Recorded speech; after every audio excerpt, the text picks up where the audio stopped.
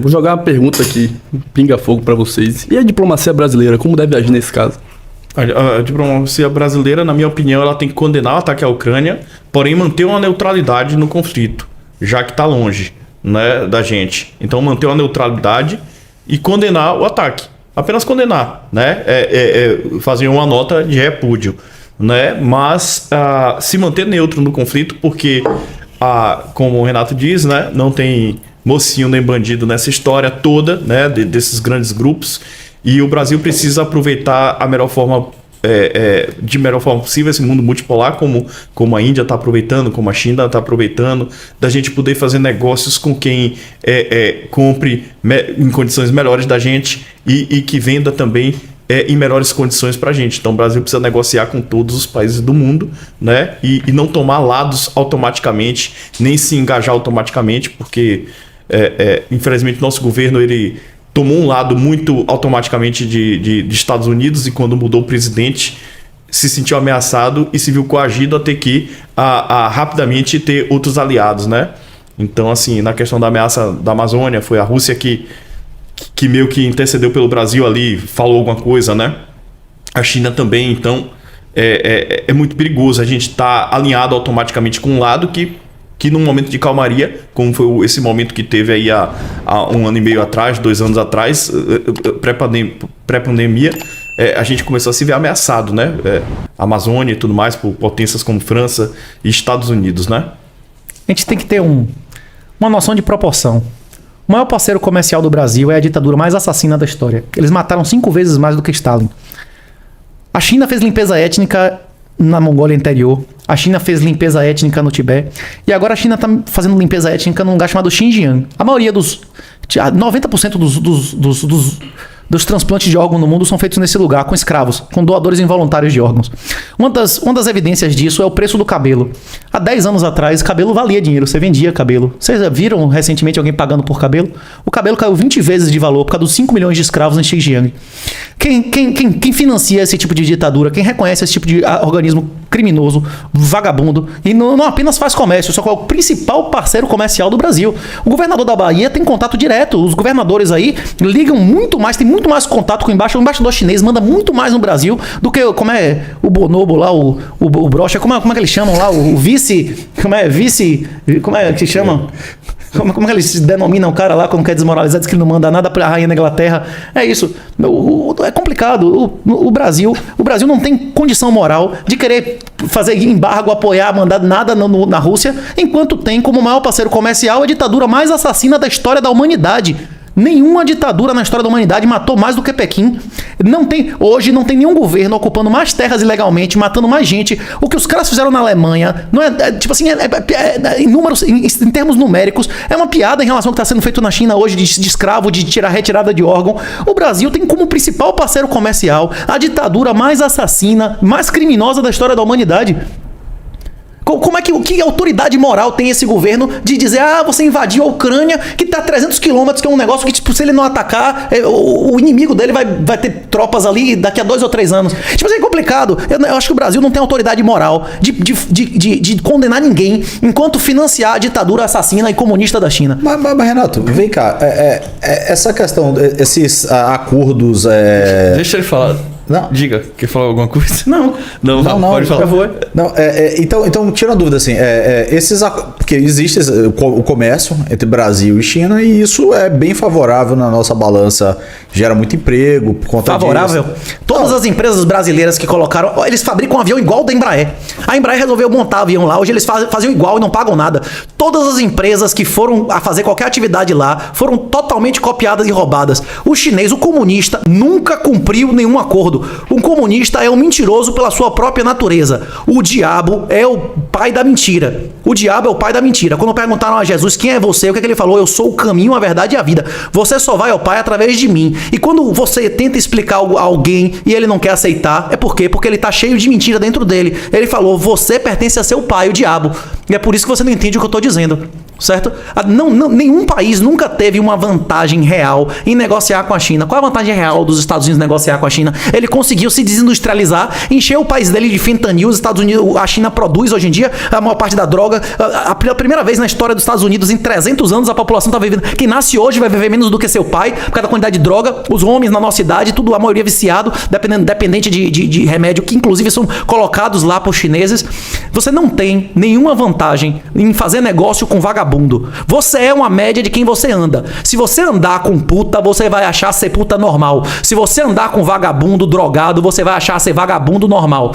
Um país decente não reconhece organizações criminosas como país. Nisso, o Paraguai é infinitamente superior moralmente ao Brasil. Inclusive, Bolsonaro, na primeira vez que ele chegou na ONU lá, na primeira vez, ele, no menos de 60 dias de posse, ele, em vez de chegar lá e condenar os crimes de Xinjiang, condenar os campos de concentração maiores em proporção do que qualquer coisa que tivesse sido feita em Auschwitz ou em qualquer outra época, ele prometeu abrir as pernas para que agentes chineses entrassem no Brasil sem visto. Porreta essa, ninguém nunca teve vantagem em fazer negócio com bandido. Todas as empresas brasileiras e de qualquer outro país que foram para a China foram roubadas, sua propriedade, tudo. Eles não honram contratos. Por exemplo, a gente mencionou aqui diversas vezes a Guerra do Vietnã. Em 69, os Estados Unidos ganhou a Guerra do Vietnã. Houve um acordo em Paris que no Vietnã do Norte reconhecia que não ia atacar o Sul. Quem quisesse viver no capitalismo iria para o Sul. Quem quisesse viver no inferno comunista iria para o Norte. Aí um comunista vagabundo ganhou uma eleição nos Estados Unidos, ganhou a maioria parlamentar, e aí o Vietnã percebeu que os Estados Unidos ia trair o acordo, ia deixar de ficar financiando o Sul, e violou o acordo e invadiu. A mesma coisa aconteceu na Coreia. Houve um acordo da divisão das Coreias. O primeiro vagabundo que ganhou, comunista, ganhou a eleição nos Estados Unidos, a Coreia do Norte invadiu o Sul. E aí teve a Guerra da Coreia. Todas as vezes que um vagabundo comunista ganha uma eleição nos Estados Unidos, o dólar se desvaloriza e o mundo fica um lugar menos seguro. Agora, esse ano nós vamos ter a midterm election. É difícil você separar a economia e política, mas essas duas eleições, que são separadas por menos de 45 dias, a eleição daqui e a eleição de lá, vão dizer muito em relação ao futuro dessa guerra e da história da humanidade em geral. Porque mesmo o Biden, hoje ele faz o que quiser, porque ele tem maioria plena na Câmara, no Senado, ele faz o que quiser. Ele faz o que quiser. E Bolsonaro não faz nada, não é isso? Como é que chama? O que ele faz é o que o Toffoli mandar. Ele manda aqui, o cara escreveu um livro dizendo que o Toffoli era o maior brasileiro vivo e agora está no STF. Nessa proporção, né? É isso que o governo Bolsonaro está fazendo. Então, a questão é essa. A política vai definir o futuro dessa guerra. Eu acredito que militarmente a Rússia vai ocupar utilizando uma expressão, já que a gente fez tantas referências à Segunda Guerra, o seu espaço vital, ela vai ocupar isso, e cada centímetro ocupado pela Rússia nunca mais vai deixar de ser russo. Nunca mais vai deixar de ser russo. Assim, isso que você está trazendo é muito legal, cara, toda essa sua observação. E o que é que você acha assim? Você acha que é meio hipócrita essa questão desse cancelamento todo que a Rússia está sofrendo, já que essa culturinha do cancelamento não cancelou a China pelo que fez com o Tibete, pelo que fez lá naquelas ilhas do Mar do Sul da China, o Greenpeace não fez nada, né? Para ele matar aqueles corais todos e criar aquelas ilhas artificiais no Mar do Sul da China. Ninguém realmente fez nada para esse tipo de limpeza étnica que você está se referindo lá, né? O que é que você está achando disso, né? Tá tendo tantas sanções pesadas assim contra a Rússia nessa cultura do cancelamento, porém com a China, né, não tá acontecendo nada. O que você acha disso tudo, cara? Foi o que eu falei, completa demagogia. O Brasil não tem autoridade moral de condenar ninguém, enquanto o seu maior parceiro comercial foi a ditadura mais assassina e mais criminosa da história da humanidade. Eu falo das Big Techs que produzem lá na China, né? Eu falo do embaixador chinês que tem um telefone e tem mais contato com os governadores que o presidente da República. Mas a Sharon tá fazendo um recorte internacional. Internacional. Recorte internacional. As Big Techs estão cancelando a Rússia do jeito que estão, né? Por esse ato de guerra. Mas elas produzem na China, né? Elas estão altamente ligadas com a China e não fazem nenhum tipo de cancelamento. Nada. Não se vai fala chegar nada. a hora. Vai chegar a hora. Tá havendo uma migração gigantesca de indústria nos últimos 2 anos. É porque a gente passou um período de 10 anos que metade do crescimento mundial foi na ditadura.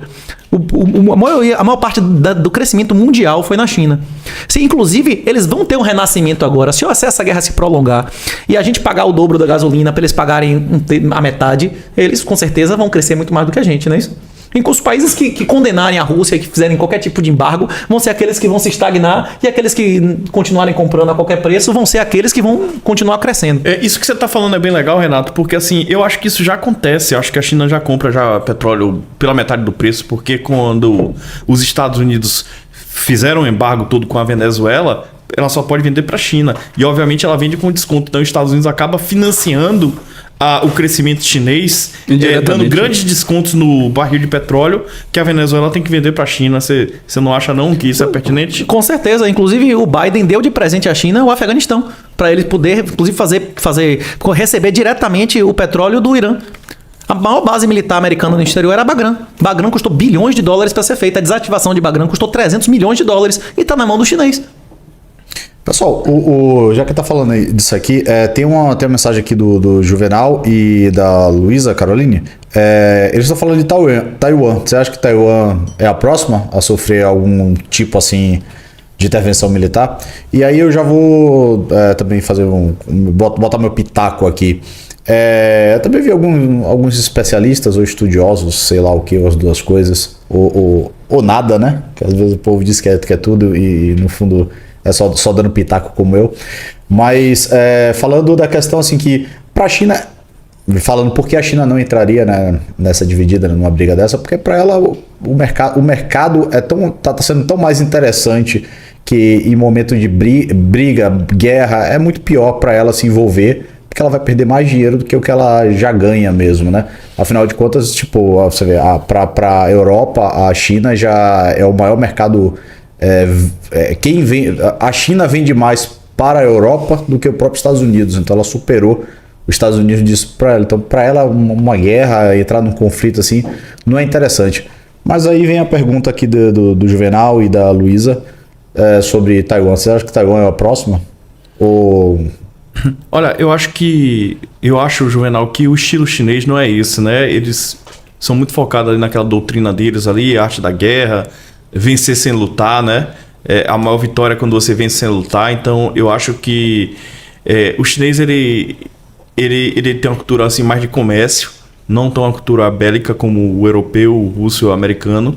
É uma cultura mais de comerciante. Então eu acho que o que eles vão tentar fazer, né? Eles estão sendo muito espertos, estão vendo qual é a reação do mundo nessa questão da Rússia.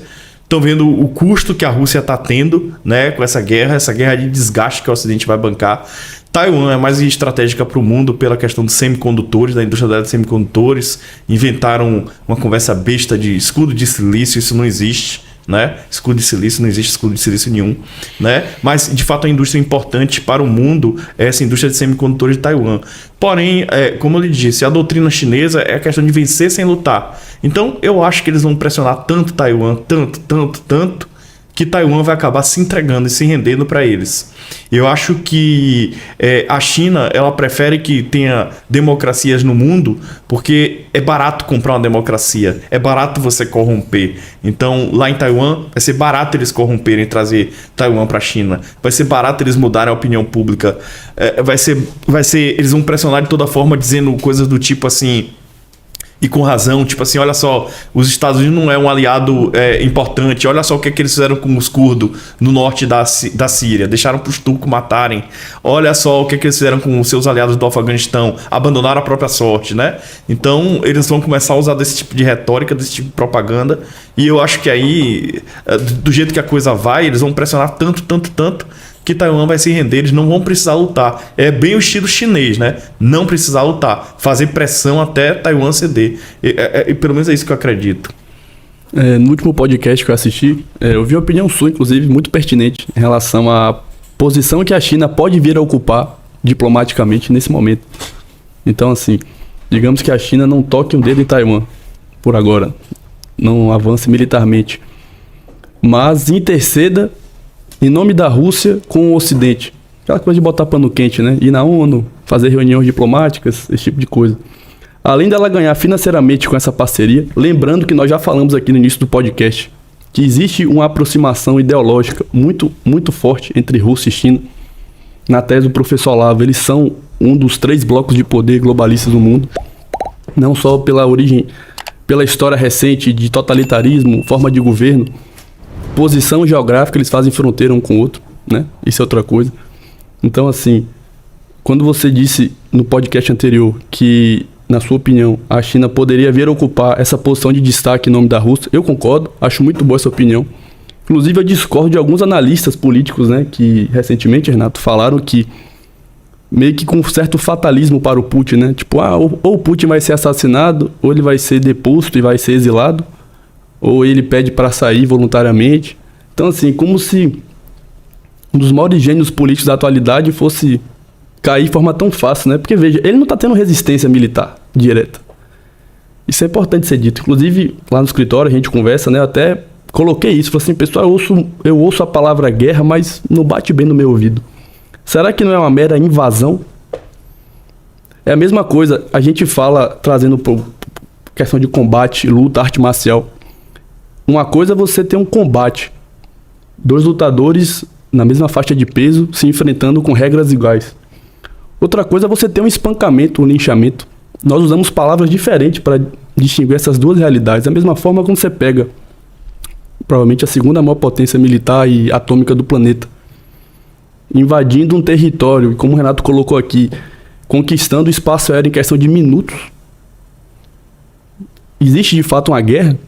Os outros países ajudando por debaixo dos panos, sem poder oferecer muita coisa, oferecendo mais ajuda humanitária e mais essa espécie de cancelamento. Oferecendo equipamentos caríssimos. Mandaram milhares de javelins. Os caras já mandaram mais de $1 bilhão de míssel, de tudo quanto é equipamento caro. Mas isso tem sido Mas relevante? equipamento de infantaria. Não é relevante, é isso. É isso que começou. No sábado, eles perderam 10 aviões com isso e 3 helicópteros. Sim, mas entendam, é equipamento de infantaria, não é navios, não é aviões. Não, é míssel, né? bateria de antiaérea, bateria antiaérea, claro, radar. mas é portátil, não é portátil, é pequeno. Que você carrega num caminhãozinho. É barato, Não, barato. é caro. Um disparo de um javelin é $300 mil. É $1 milhão o disparo. Eles mandaram tipo 5 mil disso. Mas isso é pouco dinheiro. Isso é pouco o que eu tô querendo destacar aqui é justamente assim, a realidade, por mais que tenha essa ajuda humanitária e uma certa questão armamentista, concordamos aqui que o povo ucraniano não tem condições de resistir igualdade de condições com a Rússia. Não, é uma guerra de guerrilha. Como o afegão também nunca fez guerra regular e ganhou a guerra. O afegão não ganhou a guerra? O afegão não tinha tanque, não tinha avião, não tinha helicóptero e ganhou a guerra no Afeganistão, da União Soviética. É isso que eles querem, é uma guerra de guerrilha. Mas o país foi destruído, né? Mas a Ucrânia já foi destruída.